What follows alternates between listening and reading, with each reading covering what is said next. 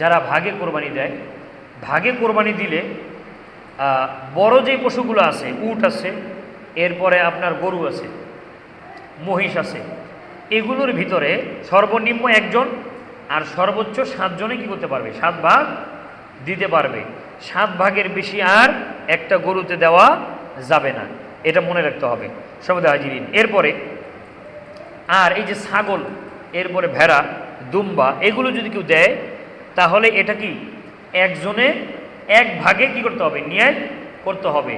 ছাগল ভেড়ার ভিতরে কোনো 2 জনে কি করতে পারবে না, 2 ভাগেও 2-3 ভাগ করা যাবে না, এটা কি একজনে দিতে হবে। এরপরে ভাগে যারা কোরবানি দিবে মনে রাখতে হবে, ভাগে কোরবানি দেওয়ার পরে যখন গোস্তগুলো বন্টন করা হবে, এই গোস্তগুলা এটা আন্দাজে ভাগ করে নেওয়া যাবে না, ওজন কইরা, সঠিক নিয়মও কি করে ওজন কইরা তারপরে সবাই সমানভাবে নিতে হবে।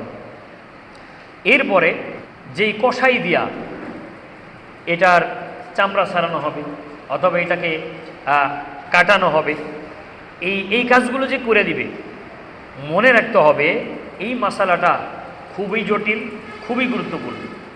যেই ব্যক্তি যাকে আপনি আনছেন এটাকে কাটার জন্য, তাকে অবশ্যই এর বিনিময়ে কোনো গোস্ত, চামড়া কোনো কিছু দেওয়া যাবে না, এটা মনে রাখতে হবে। তাকে আপনি কি দিবেন? তার যে প্রাপ্য ন্যায্য মজুরি, এই মজুরিটা আপনাকে দিয়ে দিতে হবে।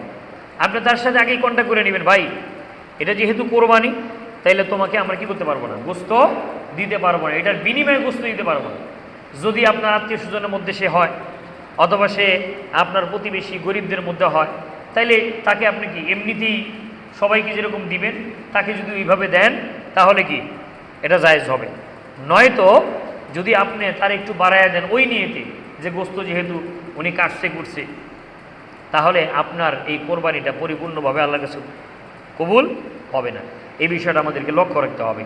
এমনকি যারা এই যে ভুঁড়ি সাফ করে, গরুর যে ভুঁড়িগুলো সাফ করে, আপনি যদি একজনকে বলেন যে এই সাফ করে অর্ধেক তুমি নিবা, অর্ধেক আমাদেরকে দিয়ে দিবা, এটাও করা যাবে না। এরপরে যে চামড়া, এই চামড়াটা সাধারণত আসলে আমাদের দেশে এটা খাওয়ার কোনো সিস্টেম আমরা করি না, কিন্তু যদি আপনার গরুর চামড়া যদি কেউ চায় তাহলে কী করতে পারে, এটা খাইতে পারে, এটা খাওয়া সম্ভব। কিন্তু যদি না পারে তাহলে কি করবে, এই চামড়াটা হয়তো বিক্রি করবে, বিক্রি করলে সেই টাকাটাও কি করবে, এটা দান করে দিতে হবে।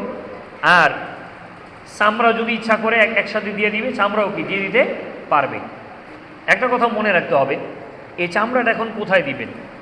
এই কোরবানির চামড়া কিন্তু কোনো মসজিদে দান করা যাবে না। এটা আপনি একেবারে ফকির, একদম গরিব, একে আপনি দিয়ে দিতে পারেন, অথবা বিক্রি করে যে টাকাটা এটাও দিয়ে দিতে পারেন। এবং বর্তমান বাংলাদেশের ওলামাগণ তারা বলেছেন যে এই চামড়াটা যদি এতিমখানা দেওয়া হয়, যেখানে এতিমরা থাকে, এতিমখানায় দিলে পরে এটা আপনার হক আদায় হবে এবং আপনার সওয়াবও ডাবল হয়ে যাবে। এই বিষয়টা আমাদেরকে লক্ষ্য রাখতে হবে। কারণ এতিমখানায় যদি আপনি এই চামড়াটা দেন, এটা বিক্রি করার পরে তারা এটা দিয়ে কি করবে, তারা একটা কনশিপ কিনবে, জামা কাপড় কিনবে, তারা এখানে পড়ালেখা করবে। আপনার পশুর যে চামড়াটা এটা দিলেন, এটা হক আদায় হয়ে গেল। আর সে এটা খায়া সে যে আপনার দিনে এলেম শিখতেছে, এই এলেমেরও আপনি কি করলেন, সহযোগিতা করলেন।